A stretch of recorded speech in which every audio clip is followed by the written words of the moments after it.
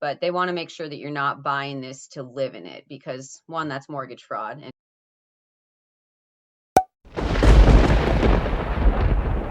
So it's Ashley with Keller Williams Real Estate in Everett, and I'm really excited because this video is for you if you want to buy more investment properties, but you don't have the income to be able to qualify for a mortgage on your next property. And so I have with me Megan Reddy of NEXA Mortgage, and we're going to talk about this thing called DSCR loans, debt service coverage ratio. So I'm excited. Welcome, Megan. thank you. Yeah, maybe you could tell everybody a little bit about like your mortgage experience, like how long you've been doing mortgages, and maybe a little bit about your organization, your company. Okay, so I've actually been in the mortgage industry since I was like 10. My mom owned a mortgage company, so That's she awesome. started putting me to work early, answering phones, putting together loan packages, and all that fun stuff. Um, NEXA Mortgage is a mortgage brokerage. We work with over 200 lenders, so we have a lot of options when it comes to getting creative for loans. One of those options is DSCR loans, which stands for debt service coverage ratio, which we'll be going over today, obviously. And we have at least 60 lenders that'll do these, last I checked. So and they all do things a little bit differently. So we'll get into that in a little bit. Yeah, that's awesome. So, like, who's the ideal person for this? Like, who is this loan for, and who could just say, "Hey, this is not going to be for you at all." It's basically for anyone that wants to buy an investment property or do a cash out refi on investment property that won't qualify income wise. Or if you just don't want to provide income docs. But I mean, usually the rates, which we call pricing rates and cost per rate, is better for a normal conventional investment product. So this would be for people who just won't qualify income wise. Yeah, so this could be somebody that maybe like has it would be something that maybe just doesn't have like traditional income, right? Like they don't have like a job, right? So Yeah, they or don't just show not anything on enough, their tax return, or or they they have write very too much little. stuff off. Yeah, or they write a bunch of stuff off on their taxes, right? Because then they don't show any income in their business or whatever the case may be. Yeah. Okay, great. And this is only going to work for investors. Like you could not do this if you have a primary, like you're just buying your first house or whatever.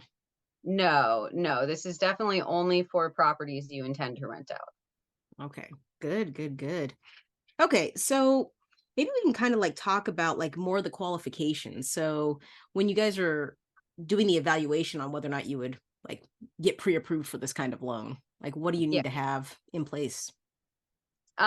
So the main qualifier for these loans is the appraised rental value, which is just another form we add to the appraisal, Mhm. versus what the mortgage payment will be. We definitely look at credit also, and every lender has a different amount of reserves required, which reserves is just months of mortgage payments in liquid assets. So those are the main qualifiers.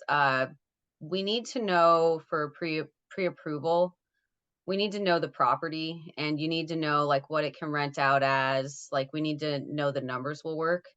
Okay. For these, we use what's called a DSCR ratio. Uh, just to keep it easy, basically the ratio would be one if the mortgage payment covers the exact rent, or if the rent covers the mortgage payment. Okay. It's above one. It's above one if you're making money on it, and it's below one if you're losing money on it. Right. So we can still do them if you're losing money, but you usually have to put more money down and the rates are higher. So Okay. Okay. So I heard you say we have to know what the property is. So like I guess maybe we can kind of back up like a little bit. Like if you already know, for example, that you're going to use DSCR, right? yeah. I mean, y- like eventually you would need the property information, but is it worthwhile to like go to you first and like actually kind of get like, I don't know, like an initial look, like pull the credit, Yeah. look at reserves. I don't know, just like in preparation for that. Like, would that make Yeah, if sense? I have an idea of what someone's looking for, I can start to narrow down which lenders to bring them to because all of Okay. our lenders have like very different requirements for these.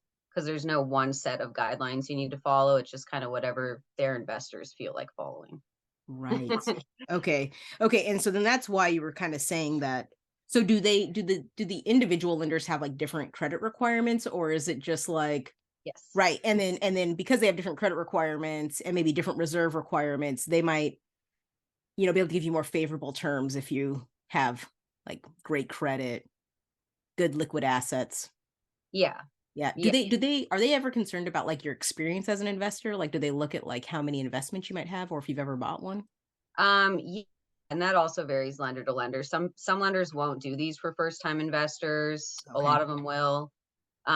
Most of the time you have to own a primary home already, but if you Okay. don't and there's a good explanation for it, some lenders will still do it. Um, but they want to make sure that you're not buying this to live in it because one, that's mortgage fraud. And two, the reason they're giving you the loan without looking at your income is because they know that you're going to be able to rent it out for X amount and pay the Right. mortgage. Right. The assumption is that you're going to actually make money on the property. Or Or, at least or break be able even, to pay pay the debt. most of the payment. Yeah, pay the debt on Yeah, it, right? that's what they care about. Right, right. And so on this one, like you don't have to have tax returns, like they don't look at that. They don't need Mhm. to look at like any like pay stubs. There's no like employment verification No, process. So, I've heard about sometimes in other loans, and maybe this is like a QM product, perhaps, but like they don't like if you're a business owner, like they don't care. They don't need to look at like your actual business no, history or income or profit and no, loss or anything. Yeah, nothing okay. related to your income. We Okay. usually need documents on other properties you own that show up on your credit report. Okay, so Um, just the other investments you might have. yeah, and we'll need like Okay. mortgage statements if they're not owned free and clear, maybe homeowners insurance, taxes, stuff like that for all of Okay. the properties that you own that show up on your credit report. Yeah, that should be easy to collect. Okay, so then like what kinds of properties would work for this? Like you could do like single family, I'm assuming. Like Definitely are there single. ones? Yeah. Single family, what else would be good? We can do condos. Manufactured is, I think we might have one lender that'll do it, but Okay. they might not do it anymore. I'd have to check. Actually, no, they still do. We have one lender that'll do manufactured. Do you mean But for like the most, manufactured before you go on that? Do you mean manufactured on like leased land or do you mean manufactured where it owns its own land? definitely owned land. And then for these, the more populated the area, the better.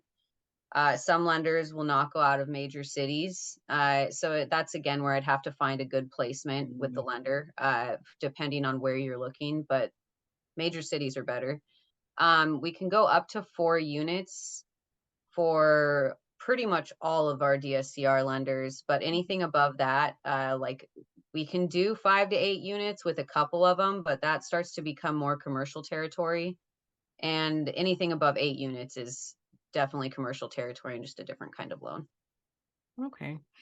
Could somebody you'd mentioned being outside of major like cities. Like what if somebody would like a vacation rental property work for this? Like if you wanted to do like a Verbo or like an Yeah. Airbnb, like, at like a destination place where like people go paddleboard in the summer. Like, is that something that you could use a DSCR for?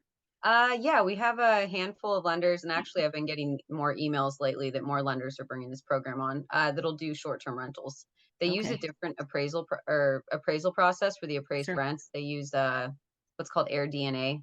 It evaluates the short-term rental income that you could get from the property. Market. Yeah. Yeah. That's really good actually, because I know a lot of people, want to start that as a business and it would be cool to be able to do that. Right. Yeah. Yeah. And so when they do, you might not know the sort of, I'm kind of getting like into the details, but No, you're good. sometimes there's the, those Airbnbs, like sometimes it's like seasonal. So do they just like look at the income over the entire year when they evaluate it or like, cause you might not have income, like, it's like not like a long-term rental. Yeah. Like, is that kind of how they look at it? Like I take the actually don't average. know the answer to that. I'd imagine they'd probably look at it for when you can actually rent it out. Like if it's Yeah. not accessible in the winter or something, I'm sure they won't count it. But Yeah. If it's like, cause it could be like just like a little ski place or something like that. yeah, Or a lot of yeah. the times those are good for winter and summer though, because Yeah. those Yeah. areas That's are usually awesome. pretty summer. That's really awesome. So what are the kind of like catches to these? Like, are there any like sort of things that are like a little bit different than like a normal conventional investment loan? Yeah, so I mean, if we were looking at like a pro and con list, Right. the pros would be they don't look at your income. The cons are like the pricing's higher, aka rates or cost for rate. Usually there are, well, actually, always there's an option for a prepayment penalty. Mm, Sometimes there's not an option to not have one, depending on the lender, but if you don't want one, we can pick a lender accordingly. The pricing gets higher if you don't agree to any kind of prepayment penalty. And mm, what the prepayment penalty is also changes lender to lender. Some of them go a percentage of the loan amount. Some mm. of it drops, every year to less of a percentage. And some of them it stays the same for like the entire time. It just kind of, or it's like a solid this amount. It just depends on the lender. Right. And so is that like for the first like 5 years, or does it just kind of vary? Anywhere between 1 and 5 years. So usually 3 years is not going to change the rate at all. If you go less than 3 years for a prepayment penalty, it'll start to increase the rate. But I like to really have the conversation with people when they're looking to get into one of these loans to try and see like what their plan is for the place. Because I mean, if they're actually making money on it already and they don't feel like going through this process again for another few years, prepayment penalty of 3 years is probably worth it. But if they, if rates drop like the market is predicted to, like they're predicted to, then they might only want to get a 1 or 2 year prepayment penalty. Right. So basically, you're kind of like locked into whatever that initial rate is, maybe for up to 5 years, unless you want to take a hit. Right. And Right. depending on how, how much equity they gain in that time, it might not be too much of a visible hit for them. It might just be like if they do a refinance later on and they have enough equity, they might not actually have to pay it out of their pocket. It's just, you know, added into the loan. Right. So given that, this would not be ideal if you're doing like a fix and flip. No, we have different loans for fix and flips. Those are totally different. So you wouldn't like, so if you, I imagine we're going to kind of go down this like road here, but like probably there's a different product if you wanted to not, I mean, do you have to show, like, oh man, do you have to show your income on that? Like what if you didn't qualify, you didn't have the income to buy that flip property, right? So this would kind of solve that problem. Fix and But it flips doesn't have any, it typically has no don't look at income. your income. Fix and flips don't usually look at your income either. They're just more complex. These loans are easier compared to fix and flips. I mean, it still is mildly complicated in that it varies pretty wildly from lender to lender. But fix and flips are just a different beast. Different Like you're not going to get any funds to rehab a house with this loan. this one. Yeah. And so So this one, then it would be really good if you were going to like just rent it out and that's your plan. Like, yeah, boom, you're going to buy it. You're that's going what to these are for. put tenants in there, or you're going to run your short-term rental business and Yeah, then and just run it forever or whatever. yeah, and people do cash Okay. out refinances on these to get money for a down payment for another investment property. That's a pretty common thing that these are used for too. Again, if you don't qualify income wise, Yeah, if you because don't qualify. All right, because if you qualify income wise, you would just do a conventional, like a regular conventional loan. yeah, Yeah, and unless save for some some money. reason you really didn't want to provide your income documents, but Sure. I mean, you're going to pay for it if you don't. Yeah, I mean, and so just generally these are going to be more expensive, right? Like so investment properties are more expensive in the in the qualified mortgage world, and then in the non-QM world, then it would just be even a little bit more expensive, like Yes. rate wise, right? So the numbers would really have to make sense. You'd have to be able to like really make sense of the rental income. Yeah. Otherwise, yeah. So do I mean, I guess, just to kind of like touch on that a little bit, so people might be able to adjust that by just doing a larger down payment or Yeah. something like that, right? Like if they have more money in, then they're just going to finance less. Yeah. Technically, we can go as low as 15% down, but a lot of the times the numbers don't really work unless you're going like 20 to 25% down. Yeah. We have at least a lender that'll do a no ratio, probably more than that, where they don't look at how the property is cash flowing, but they'll typically require higher down payments and the rates are really high. So, I mean, you're probably going to need to expect to lose money on those. Or maybe we flip to those as a deal saver if the appraised rental value comes in way lower and you still really want to buy the property. But obviously, we can run those numbers. There are ways to get the payments down too. Like we can go like a 40-year term with interest only payments for the first 10 years. Yeah. So there's ways to get the payment down a little bit, but like with that, you end up paying a lot more in interest over the term of the loan. So it's really just, I mean, if it cash flows, it cash flows, but you still Yeah, got to evaluate how comfortable you are with that. well, I mean, I think obviously it really points to like really having a good idea of like what your plan is for the property, right? Like it may Yeah. make sense to go ahead and do it amortized over 40 years because you're not going to carry it for 40 years, right? So maybe you just decide, hey, at year 10, my plan is to do something with this differently anyway. Yeah, So, or if you're going to refinance out of that loan and you just need the lower yeah. monthly payments for now, until you refinance, which Yeah, I that's mean, really smart. yeah, I mean, That could it's be, an option. yeah, well, I mean, that could be smart for a time like this where the rates are a little bit higher. If you amortized it longer, then you could just get control of the property, which is usually like the biggest goal, right? You want to control the property. And then, maybe in the next 5-10 years, refinance it to something that's more amenable and move on and go on from there. Yeah, or even, whenever the prepayment penalty is up or whenever rates decide to settle down a little bit if they do. Unless this is the new norm, but uh yeah, I mean, you can definitely you don't have to keep the loan for 40 No, no, no, years. no, no, no, no. Well, that's wonderful. So, I mean, is there anything else that we missed that someone would want to do when they're kind of like planning or thinking about this kind of loan? Um, so I guess there are a couple other little details that are helpful to know. You can close in an LLC or in your personal name. Again, lender dependent. So I pick the right lender to go with your personal situation. I know a lot of people like to have home investment homes and LLCs. Um, let's see here. My compensation is usually borrower paid on these. So with normal loans, we usually bake it, the lender usually pays us. Typically with these, we have the borrower will be paying us. Okay. See here.